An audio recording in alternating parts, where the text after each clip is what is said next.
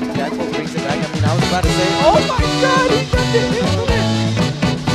Fighting games in their simplest form are very easy to understand. Try to hit your opponent without getting hit yourself, and whoever gets more hits in deals more damage and eventually wins the game. The most effective way to maximize the damage you get from a single hit are combos. Why hit your opponent only once when you can do so multiple times? One hit leads to the next and the next and the next, ramping up the damage more and more, impossible for your opponent to escape until the combo ends. This is the essence of fighting games, and if you want to get good at them, you have to learn combos or even find new ones yourself. The longer they are, the more damage they deal and the higher your chances of winning. So, naturally, the holy grail of such a game is to find a specific combination of attacks that can go on forever. An infinite combo. Well, technically, since in traditional fighting games the combo ends once the health bar is drained, they are not infinite combos in the literal sense. But there is a game that does not work with health bars: Super Smash Bros. Smash was always different from traditional fighters. With more freedom of movement, bigger stages and much higher launch rates, Smash defined a new video game genre, the 2D platform fighter. But despite all of its differences, it still had a lot of parallels to traditional fighters, like the principle of using combos to win. And again, the longer the combo, the better for you, but there is one key difference when it comes to combos in Smash: they change over the course of a match. As you accumulate damage, the distance you fly from getting launched increases. So, while a string of attacks might work at low percent or even seem like an infinite, at higher percent that same string might not connect anymore.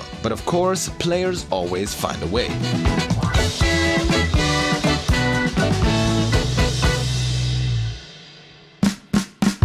One of the most famous and notorious infinites from the good old days is Ice Climber's chain grab in Melee and Brawl, often also called handoff combos. One climber throws you right into the hands of the next one, and so on and so forth, where knockback doesn't really matter because you don't fly anywhere anyways. In Melee, there's also a trick called wobbling, where ICs simply use the pummel attack and forward tilt in the right rhythm while holding someone in a grab, which is inescapable for their opponent. Not sure if you would call that a combo, but it is definitely infinite. Other chain grabs would also last a while, but weren't quite infinite. A really fun combo in Brawl allowed Marth to simply re-grab Ness and Lucas after a grab release forever. Also a mechanic in Brawl were jab locks. If you missed a tech and got reset by a weak attack, not just would you be forced to stand up afterwards, but the lock could be repeated over and over again, well, until you ran out of room on the stage. But Meta Knight could lock you with down tilts and even turn around at the edge of the stage, making this a true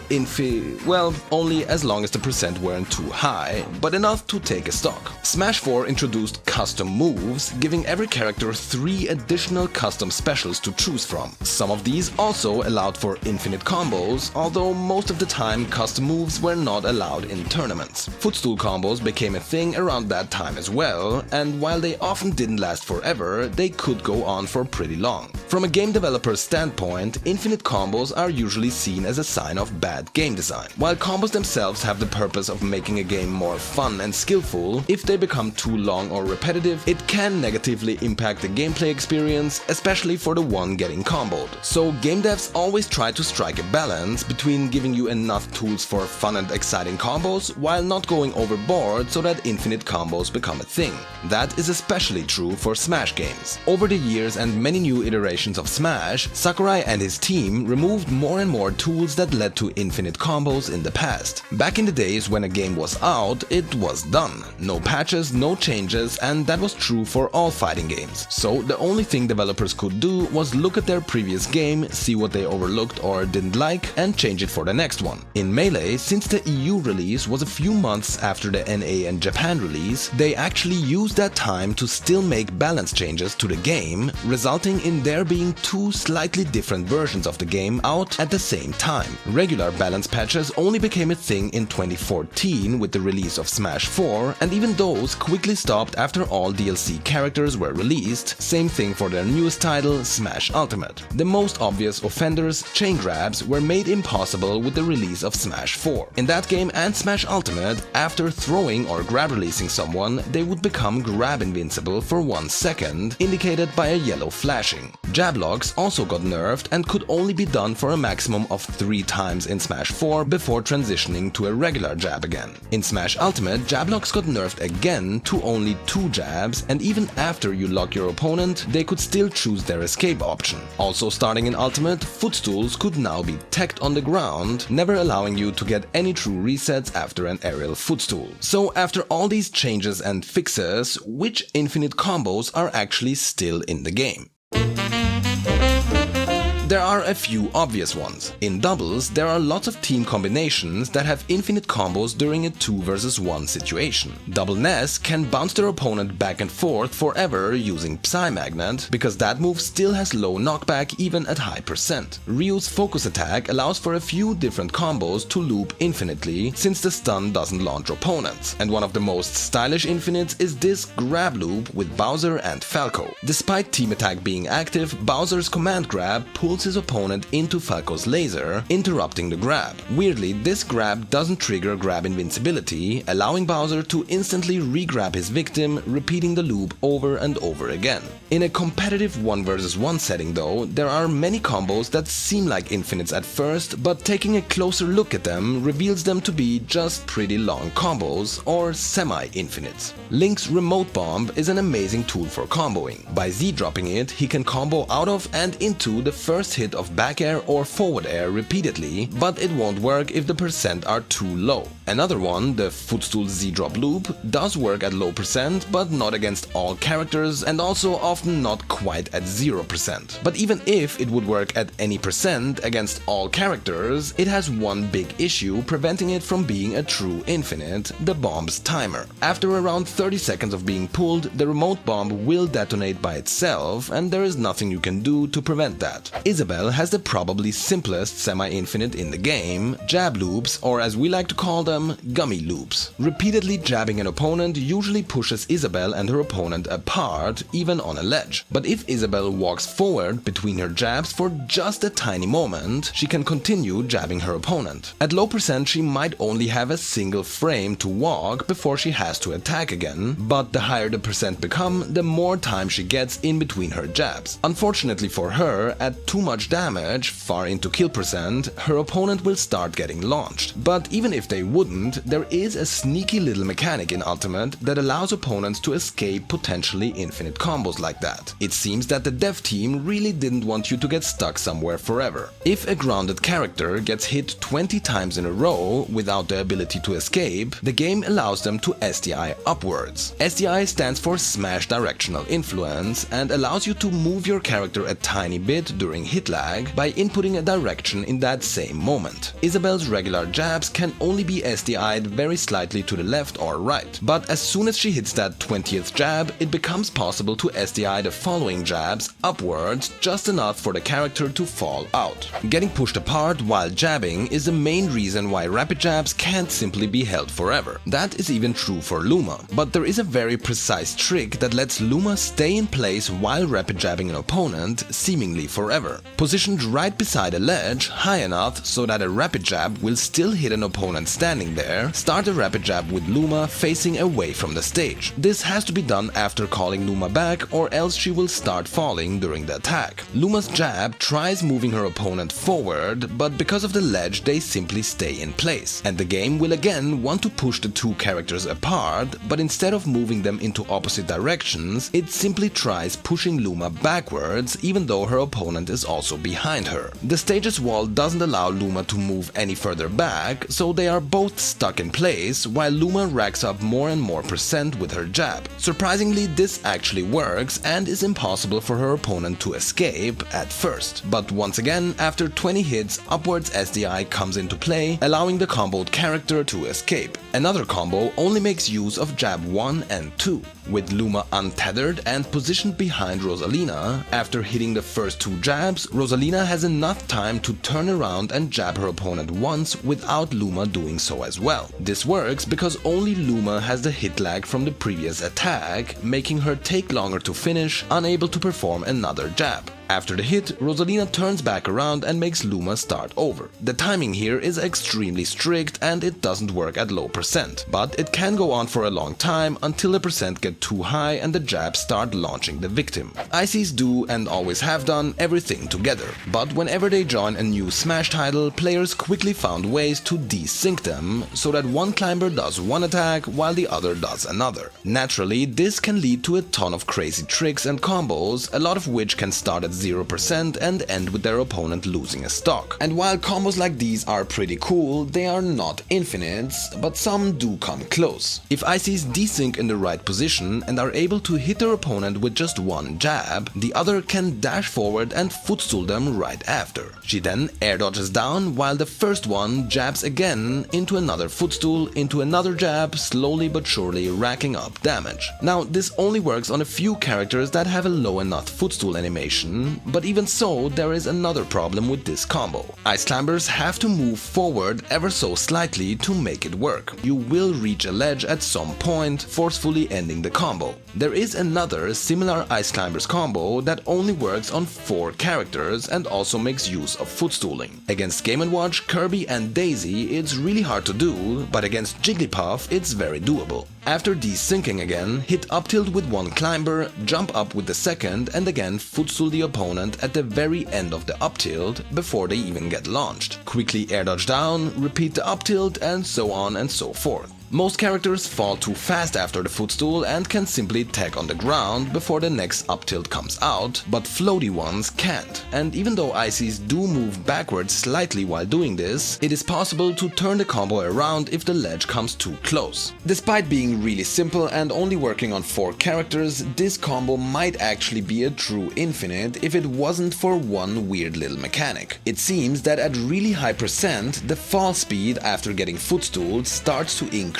until even the floatiest characters can tag on the ground before the next up tilt comes out. Joker has a very famous semi-infinite, the drag down up air loop, sometimes also called left fobble. When catching an opponent on a platform with a drag down up air, Joker can simply repeat the same attack over and over for some time. But it only starts being true if the percent are high enough, and if they become too high, the drag down becomes techable. Loops like these that repeat for a while but not forever are not that uncommon. Pichu has lightning loops, using its back air to drag opponents back down after knocking them up. Sora can use the first 2 hits of neutral or forward air to keep his opponents in place for quite a while, and Kazuya's Electric Wind God Fist combos into pretty much everything anyways, and when used jointly with crouching jab, it makes for a pretty nice loop at low to mid percent. But all of these stop working at higher percent. Kazuya has another interesting loop that only uses crouching jab while using his crouch dash mechanic in between the hits. The movement during this combo is so precise that it is considered a TAS-only combo.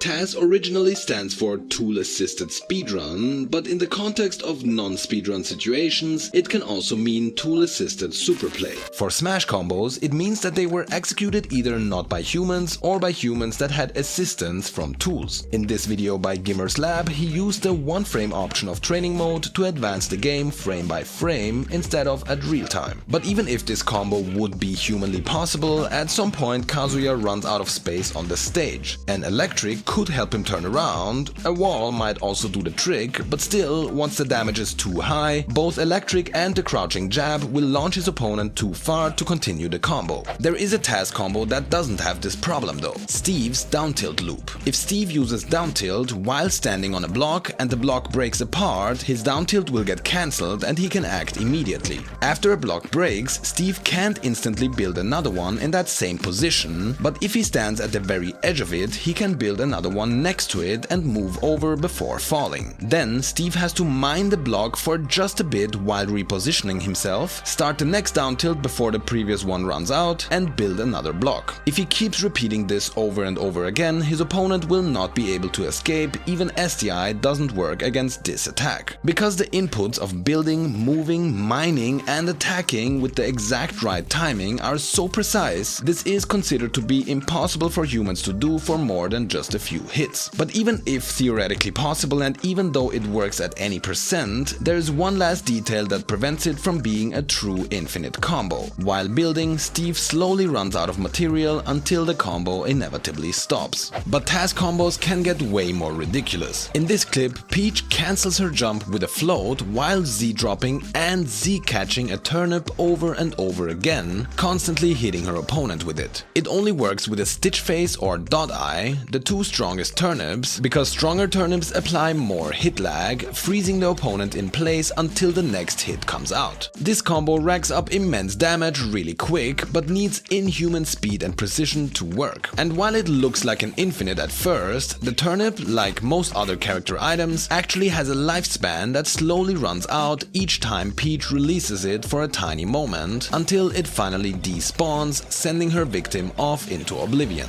Banjo has an equally ridiculous trick. With Kazooie out and ready to fire, press forward and shoot an egg using a smash input with the C-stick. After 3 frames, hold into the other direction for a frame, push the C-stick into the other direction for a frame, and then turn around again. Shoot using the C-stick like before, wait 3 more frames, and keep repeating the sequence to turn Kazooie into a machine gun. As you might have guessed, these inputs require way too much speed for any regular human to do consistently, but still, when it comes to being infinite, SDI once again breaks this combo as you can just move away until you are out of reach from the projectiles. Looking back at Brawl, there was a true infinite that worked at any percent and lasted forever: Diddy Kong's banana locks. Because his bananas didn't have knockback and stayed active for as long as he continuously used them, these combos were inescapable and had no end. In Ultimate, even though Diddy can only spawn 1 banana at a time, which also despawns after 2 hits, players somehow still found a way to use it for this combo. Is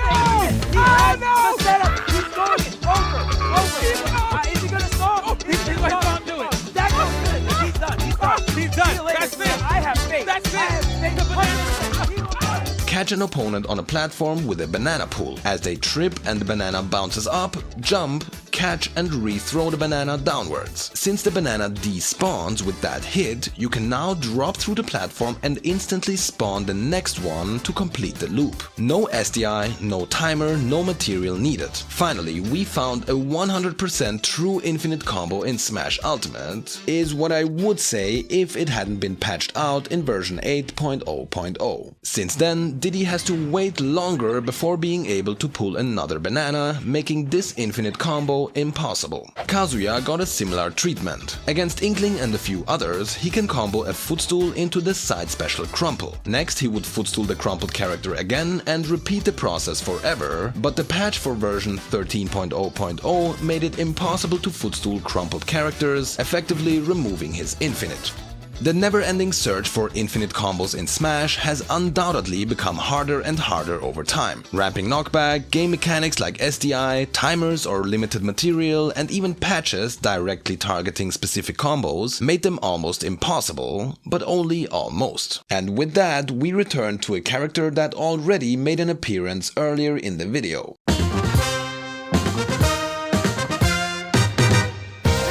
At the beginning, we talked about Ness's 2v1 infinite in doubles. Well, turns out that Ness actually doesn't even need a teammate to pull it off. As I said before, the knockback of his aerial down special doesn't scale with damage, so whether his opponent is at 0% or at 999% doesn't matter. Here's how it works. If Ness uses down special right after double jumping forward, he keeps a lot of the jump's momentum while surrounding himself with a low knockback hitbox. When jumping into an opponent, the Psy Magnet can hit twice before Ness lands, allowing Ness to instantly jump, double jump and down special again for another 2 hits and so on. Once again, he will run out of space on the stage at some point, but he too is able to turn around. Ness can jump forward, footstool his opponent and double jump forward while reversing his down special, taking all the momentum with him and reversing the combo into the other direction. All of that is very hard to do, but it is definitely humanly possible. The one drawback is that this combo also doesn't work against all characters. Some simply fall out before the second Psy Magnet hit, and against a few others it's not really possible to turn around.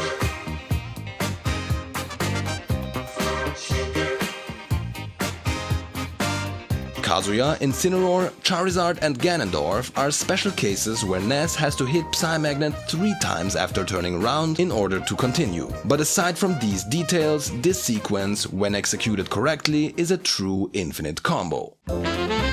The history of infinite combos is incredibly interesting, but doesn't have a final chapter yet. Players all over the world are still playing, practicing and looking for more optimal ways to win. Seriously, this game is so big that there may still be more infinites out there, either waiting to be discovered or already discovered by some but not made public knowledge. Semi-infinites, sure, but if we missed some actual true infinite combos, please let us know in the comments, we would love to see them. Thank you for watching, see you soon and stay beefy.